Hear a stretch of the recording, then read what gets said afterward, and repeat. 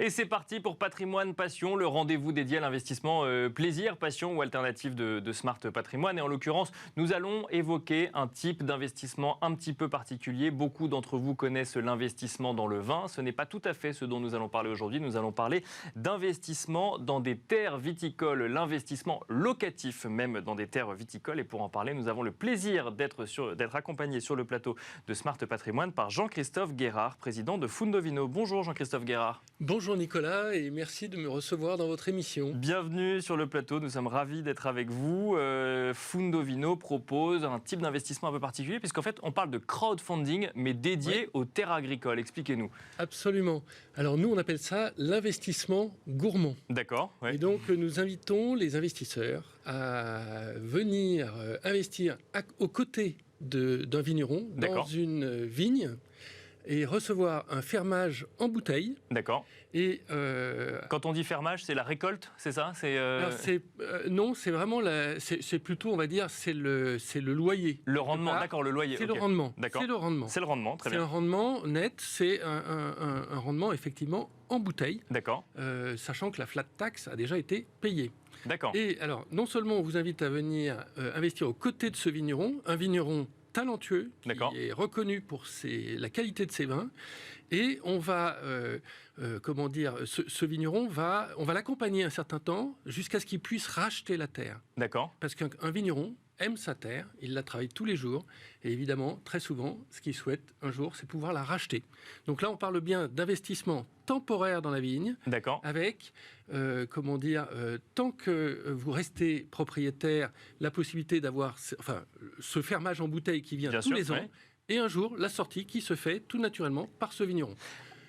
Quelque part, c'est une immersion dans le monde viticole. Alors, pour bien comprendre, on parle d'investissement ou de prêt? Si jamais le vigneron... On ne parle pas de prêt. Non, c'est un investissement. D'accord. On achète une part de capital. Vous achetez une action. On achète une action. Le vigneron achète également une action. Et un jour, le vigneron rachètera la les totalité, actions ou la terre viticole. Mais ça apporte finalement à ce vigneron une capacité de trésorerie supplémentaire pour développer des nouveaux projets, c'est ça? Exactement. Et c'est donc une capacité en fonds propres. D'accord. Donc souvent, dans nos projets, il y a la banque qui intervient pour une partie. D'accord. Et on intervient aux côtés du vigneron pour une partie en fonds propres, ce qui va lui permettre de faire des projets plus importants. Et ensuite, le rendement, c'est forcément en bouteille de vin, du coup, si je comprends bien. Oui, alors on peut être payé en euros, mais ce n'est pas très intéressant. En réalité, en France, il y a un avantage fiscal à être payé en bouteille de vin. D'accord. Donc j'invite tout le monde à profiter de cette disposition. Bon, si vraiment on veut être payé en euros, on peut, mais ça sera négligeable. Mais alors, quel est l'avantage fiscal en question? C'est-à-dire qu'on ne déclare pas finalement la plus-value sur les rendements, sur les dividendes quelque part qu'on aura touchés? On va dire que le législateur, pour favoriser l'investissement dans la vigne, autorise un paiement en bouteille assez important. Et par contre, sa contrepartie en euros est un peu faible. C'est une disposition fiscale. Une disposition fiscale pour investir dans des terres viticoles. Alors, on a envie d'en savoir un petit peu plus, notamment sur l'histoire du vigneron. Alors, j'imagine effectivement que chez Fundovino ou d'autres, il y a une sélection qui est faite vis-à-vis du vigneron. Mais alors, qu'est-ce qu'on finance comme projet avec parce qu'on parle d'investissement, mais derrière, il y a un projet. Quels sont les projets qui sont financés? La plupart du temps, c'est une acquisition de parcelles. D'accord. Ça peut être une transmission familiale. Et parfois, c'est un projet qui tient à cœur à un vigneron. Ça peut être des investissements dans le no-tourisme, ça peut être des investissements pour arracher, replanter des vignes. Donc il y a tout type d'investissements. Mais effectivement, comme vous l'avez dit, Fundovino va se charger d'une part de sélectionner des vignerons pour faire ce type de projet, c'est-à-dire sélectionner par le vin, grâce à un comité. Ah, c'est par le vin? J'allais dire, ça peut être par la trésorerie, par la solidité financière. Alors, non, c'est par la qualité du vin. Dans notre cas, on commence par la qualité du vin. C'est-à-dire qu'on a un comité des vins constitué de professionnels que sont des vignerons, des restaurateurs, des sommeliers. Donc vraiment des gens qui se focalisent sur la qualité. Oui, c'est ça. Potentiellement des clients, mais aussi des gens qui sont intéressés pour permettre aux vignerons de se développer. Bien sûr, oui. Et donc, ce premier choix va se focaliser sur la qualité gustative du vin et sur une dimension qui est la dimension de la transition écologique des vignes. D'accord. Parce que on sait tous que si le vigneron prend soin de la vie des sols, on va avoir de meilleurs vins. D'accord. Et là, je ne sais pas si vous connaissez ce livre, Le goût des pesticides. C'est un livre qui est vraiment important et que... Donc un livre qui alerte finalement sur les pesticides utilisés dans les terres viticoles, c'est ça ? D'accord. Qui altère le goût des vins et que Marc Vera, le restaurateur mondialement connu, a qualifié d'ouvrage de santé publique. D'accord. Et ça veut dire que, alors pour revenir sur la stratégie Fundovino, ou même de manière générale, ça veut dire que si on veut faire un investissement d'avenir dans une terre viticole ou chez un producteur de vin, il faut regarder la qualité de la terre, c'est ça ? Il faut faire en sorte que... Alors, d'abord, on regarde la qualité des vins et ensuite, on a un comité des investissements qui va analyser la terre. D'accord. Tous les investissements dans la terre ne sont pas identiques. Ce comité des vins, qui est cette fois composé de spécialistes, que ce soit des gestionnaires de patrimoine, d'anciens banquiers ou des experts comptables viticoles, D'accord. va chercher un rendement potentiel entre 7 et 12%. D'accord. Ça, c'est sur l'investissement, l'investissement réalisé. Pour l'investisseur. Pour l'investisseur. Voilà ce qu'on cherche. On va y revenir. Okay. Moi, ce qui m'intéressait, c'était, vous parliez de transition écologique oui. réalisée par le vigneron, ou en tout cas par l'activité économique de production de vin. Oui. Et vous attachez une importance particulière à la transition écologique de cette activité. Du fait de quoi ? D'arrêter d'utiliser des pesticides, par exemple, ou de... Bien sûr, arrêter d'utiliser des pesticides et, si possible, une conversion en bio ou en biodynamie, mais pas seulement. D'accord. On n'est pas dogmatique.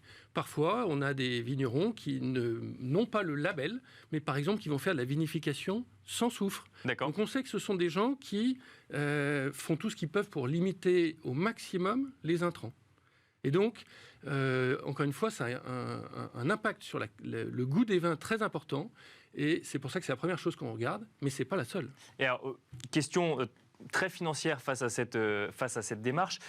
Pourquoi ? Parce que ça peut être pour des raisons de valeur, ça peut être pour des raisons économiques, parce qu'on pense que ça peut être amené à se développer, ou ça peut être une raison économique aussi de marché, tout simplement. Pourquoi est-ce que vous faites attention à ça précisément aujourd'hui dans les investissements ? Ok, donc d'abord, qualité gustative des vins. D'accord, ouais. Voilà.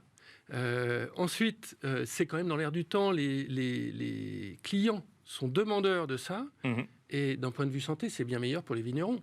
Donc, on a tout finalement, et quelque part, le vin se valorise beaucoup mieux si on est dans cette logique-là.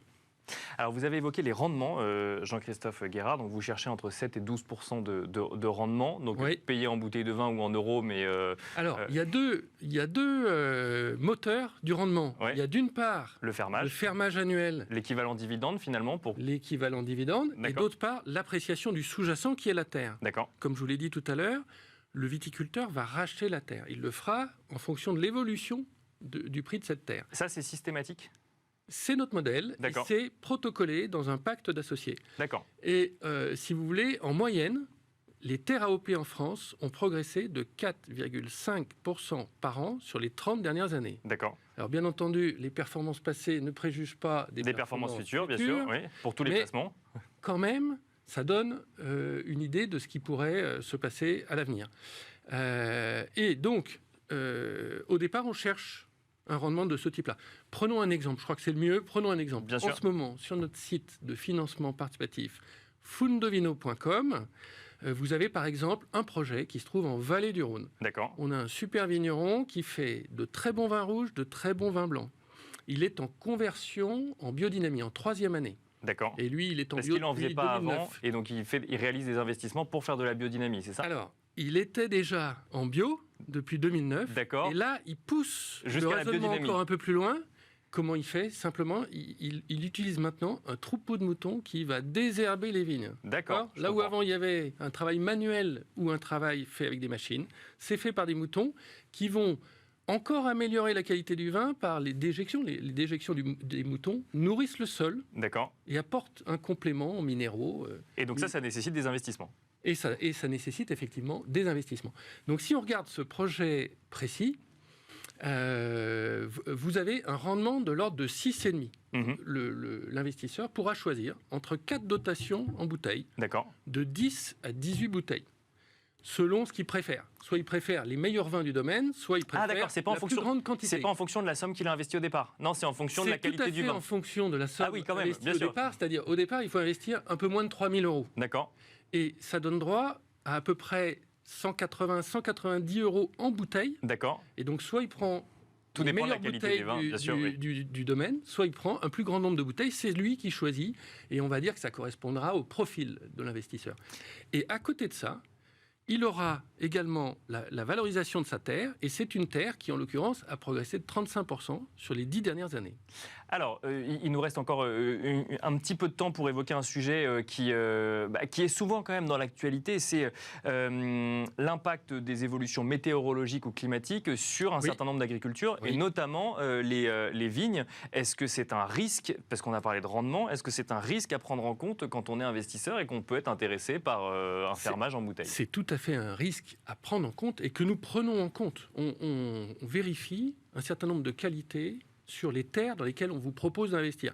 Notamment, un sujet clé, c'est le fait d'avoir de l'eau sur ces terroirs pour pouvoir nourrir les vignes. Bien sûr. On sait très bien que le stress hydrique est le problème principal pour la vigne.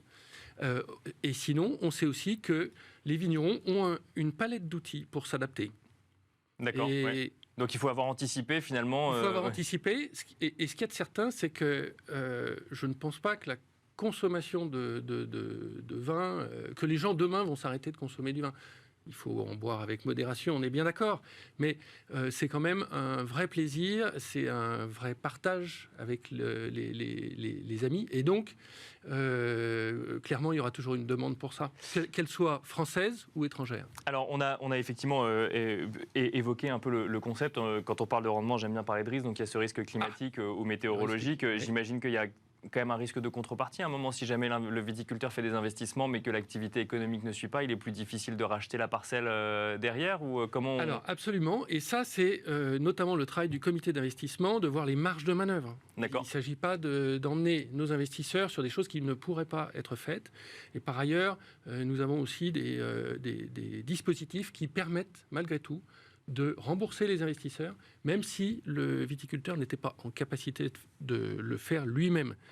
On ne va pas rentrer dans les détails, mais sachez qu'évidemment, nous avons pensé à ce sujet-là très important. Merci beaucoup Jean-Christophe Guérard d'être venu sur le plateau de Smart Patrimoine. Je rappelle que vous êtes président de Fundo Vino. Merci beaucoup. Merci à vous, Nicolas. Merci à vous de nous avoir suivis. Je rappelle évidemment, même si vous l'avez fait, Jean-Christophe Guérard, que l'abus d'alcool est dangereux pour la santé et que le vin, comme tous les autres alcools, doivent être consommés avec modération. Merci à vous de nous avoir suivis. On se retrouve tout de suite dans Enjeu Patrimoine.